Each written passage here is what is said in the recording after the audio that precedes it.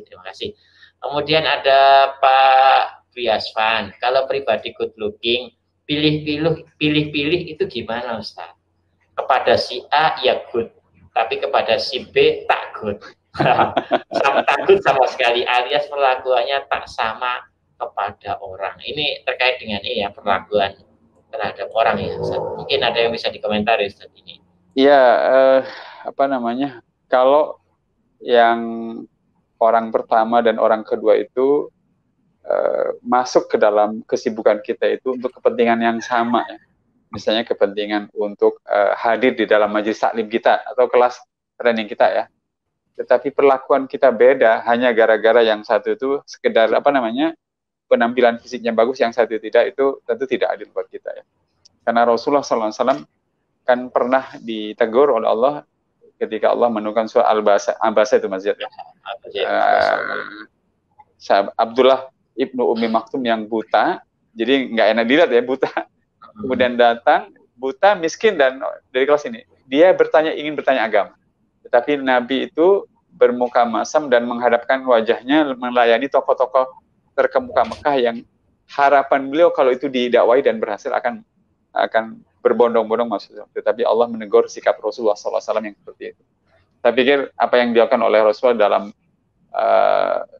sejarah sampai turunnya surah Abasa itu menjadi renungan buat kita berkata. Memang harus diakui ya. Ketemu orang yang satu itu wajahnya tidak good looking, yang satu wajahnya good looking, itu memang secara alami kita akan suka pada wajah yang good looking. Ya, tapi itu tadi, tunggulah 1 jam ya. 1 jam itu orang akan keluar semua kepribadiannya. Pasti keluar semua kepribadian. Mulai dari cara dia berbicara, cara dia menghabiskan waktu 1 jam, di mana kita berbicara 1 jam dengan dia, hampir 40 menit dia cerita saya ya. Dia tidak memberikan kesempatan kepada kita untuk bertanya tentang kita, dan sekarang jam itu membuat kita mulai tidak lagi harus mengandalkan good looking saja. Ada banyak hal-hal yang begitu. Baik. Ini memang perilaku ya, memang menjadi perilaku utama manusia ya, seringnya kecenderungan manusia untuk melihat kepada penampilan. Nah, sekarang ini banyak orang yang ngeprank Ustaz, jadi penampilan yang jelek dan sebagainya untuk menunggu responnya dari yang sering kita jumpai ya di beberapa channel sosial media kita. Jadi, seperti itu. Dan memang ini gimana Ustaz?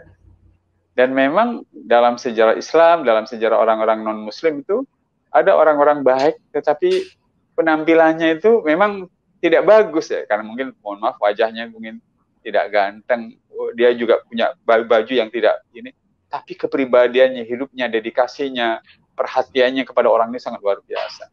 Ada dalam sejarah Islam dan dalam sejarah orang non-Muslim itu ada. Jadi bolehlah kita respect pada seseorang yang secara fisik itu menarik, tetapi tentu tidak cukup, ya, tidak cukup.